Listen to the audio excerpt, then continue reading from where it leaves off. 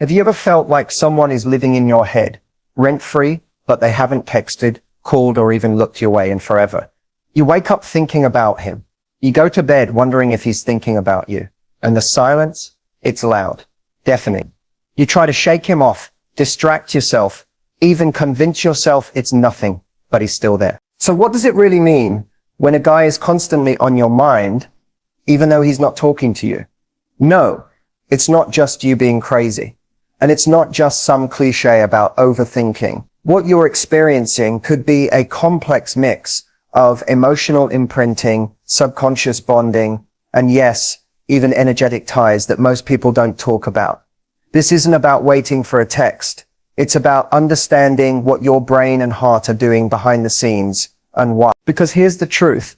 When someone leaves a psychological or spiritual imprint on you, silence can still feel like a conversation. And sometimes the louder their absence feels, the deeper their presence is rooted in your emotions. But don't worry, this video is not about obsessing. It's about clarity. You'll learn the deeper reasons he's always on your mind and whether it means anything at all. So if you're stuck in that loop, wondering, hoping, analyzing every bit of nothing, stay with me. By the end of this video, you'll either understand the connection or finally feel ready to let it go. Let's get into it. Silence from someone you care about can be one of the most confusing and painful experiences. When a guy goes quiet, especially if he used to be present or seemed emotionally connected, it triggers questions you can't stop asking yourself. Did you do something wrong? Is he mad? Did he lose interest? Or is he just not ready to talk? But here's what most people miss. Silence doesn't always mean indifference. Sometimes silence is communication, just in a language we're not used to interpreting. It can mean avoidance, emotional overwhelm, fear, or even guilt. Some men shut down when they don't know how to process their emotions. Others stay silent because they're unsure of what they want. And instead of being honest, they pull away, hoping you'll get the hint without them having to speak up. Then there's the deeper layer, when his silence has nothing to do with you, but it feels intensely personal. He might be dealing with personal issues, internal battles, or his own emotional baggage that makes showing up feel too vulnerable. His silence might be his version of protection, not just for himself, but for you too. And sometimes his silence is the message. He may have made a silent decision to distance himself, not because you're unworthy, but because he's either unwilling or unable to give you the emotional clarity you deserve. The hardest part is that silence forces you to do all the emotional labor. You fill in the blanks, create the narrative, and absorb the pain while he remains comfortably unavailable. But here's what you must remember.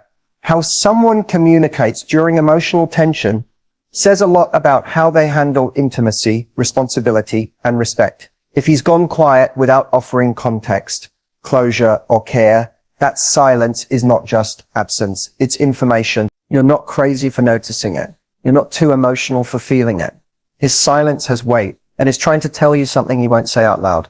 The question is, will you keep waiting for a voice that may never return, or will you listen to what the silence is showing you? Let's go deeper. When someone is constantly on your mind, it's almost impossible not to wonder, are they thinking about me too?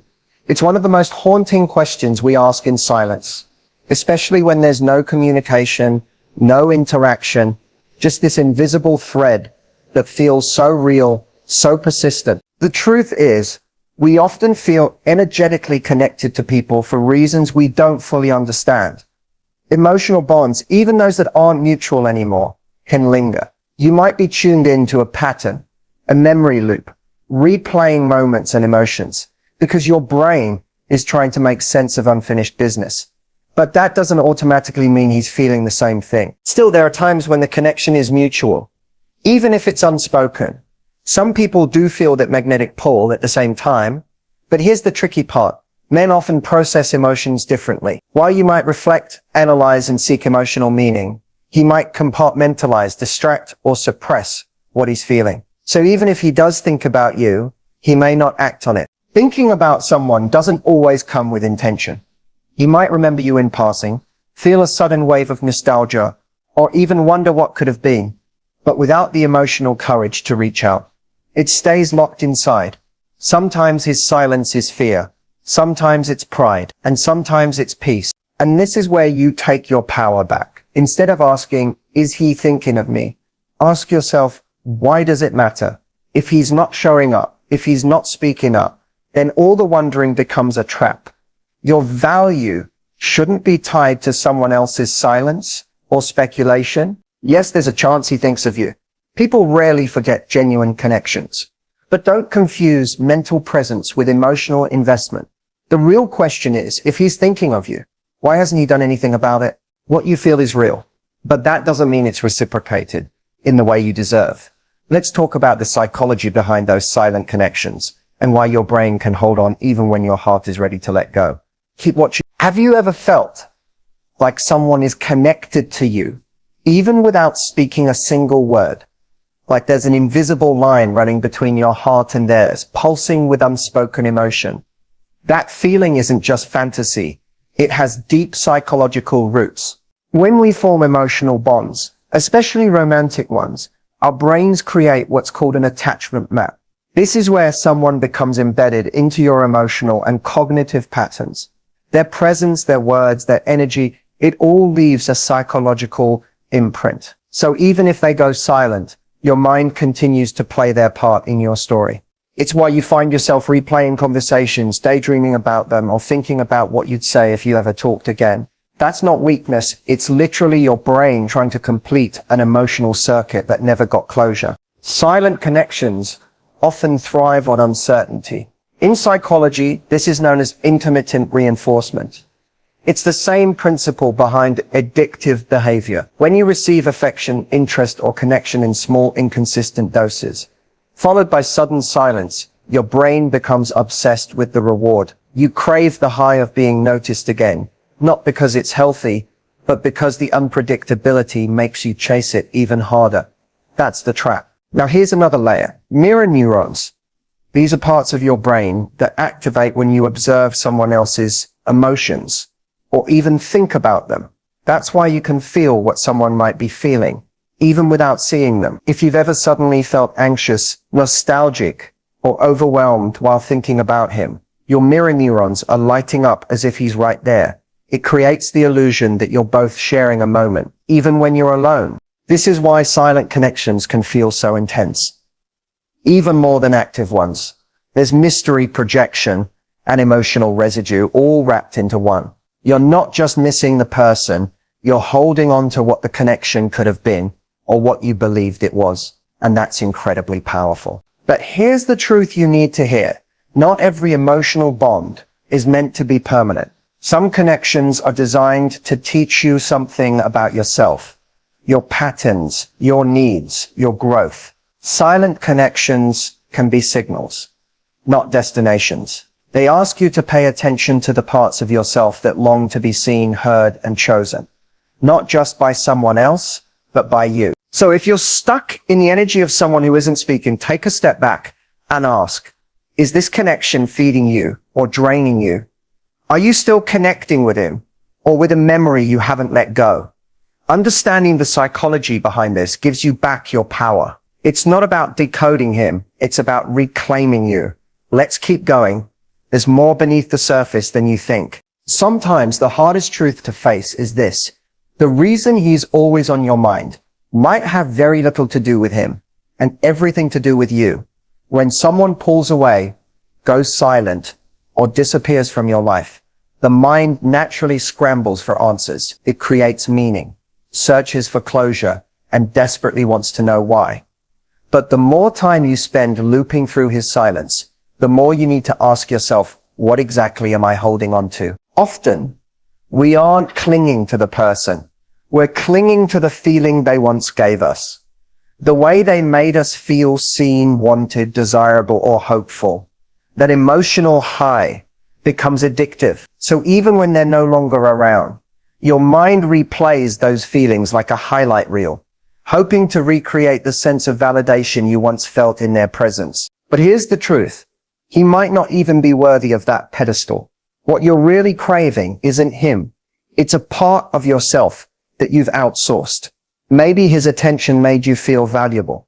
Maybe his presence gave you a sense of purpose. And now that he's gone, it feels like a piece of you left with him. That feeling, that emptiness, it's a signal, a mirror. It's pointing you back to places in yourself that still need healing, recognition, and unconditional love. Because sometimes when someone is always on your mind, it's not because of who they are. It's because of what they reflect back to you. This is where radical self-honesty comes in. Ask yourself, why this person? Why now? What unmet need or unresolved wound did this connection awaken in me? Was it loneliness? Was it fear of abandonment? Was it the belief that love must be chased to be earned? When we pause and dig into those questions, we often discover the obsession isn't about missing them. It's about trying to fill a void that existed long before they arrived. And no amount of thinking about them, missing them, or romanticizing what could have been will truly satisfy that. What will? Reconnecting with yourself, rebuilding your identity without their presence in it, learning to give yourself the very love, reassurance, and attention you were hoping they'd provide. Healing begins when you stop trying to get an answer from someone who isn't speaking, and instead start listening to what your own silence is telling you. You're not broken because you care. You're not weak because you think of him. But you are powerful enough to take your mind off of him and put it back where it belongs, on you. Let's talk about how emotional imprints and energetic ties form, and why they're so hard to break. Have you ever wondered why it's so hard to stop thinking about someone, even when they've been gone for a long time? Even when there's no communication, no resolution, just this lingering emotional pull that refuses to fade.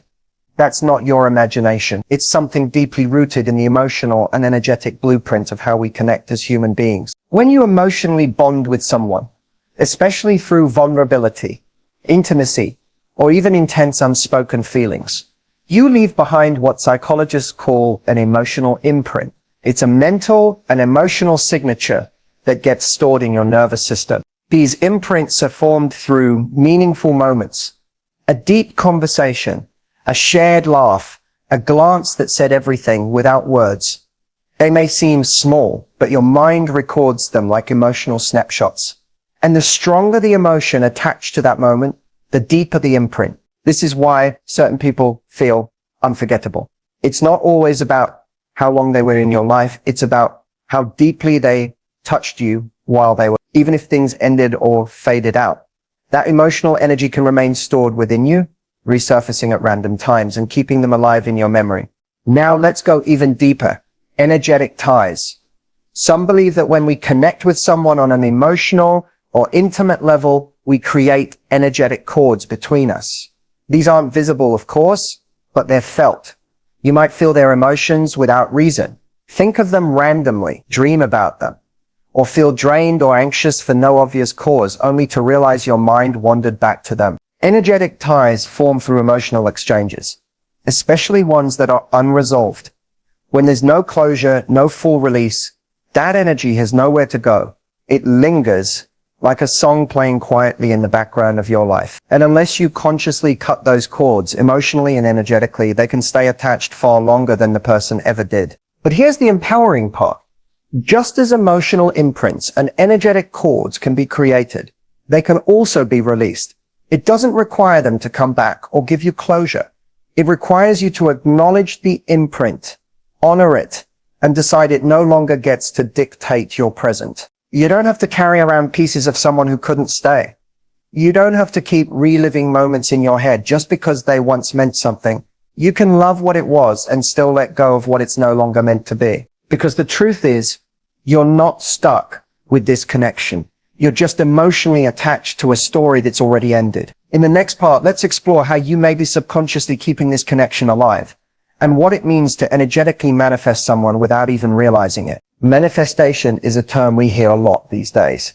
But what does it really mean when it comes to someone who's constantly on your mind? Could it be that without even realizing it, you're actually drawing him back into your life, not through texts or calls, but through your thoughts, emotions, and energy? When you think about someone repeatedly, especially with strong emotions attached, whether longing, hope, or even frustration, you're sending out a powerful, energetic signal. Our minds don't just process thoughts.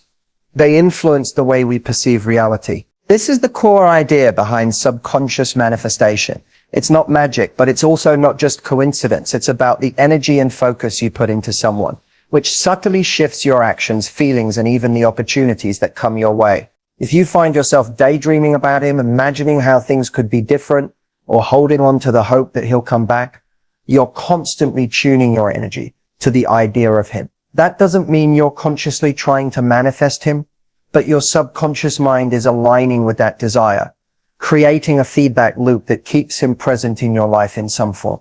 This loop can be tricky though, because manifestation isn't just about positive thinking. It's about emotional energy. And sometimes that energy is mixed with fear, insecurity, or neediness.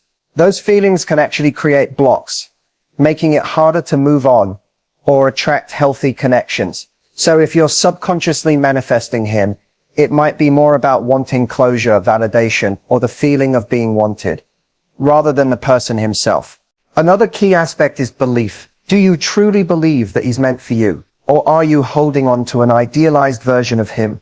A story you tell yourself because it feels safer than accepting the truth. Manifestation works best when your energy is clear and aligned with reality, not with fantasies or emotional dependencies. The good news is you have the power to shift this.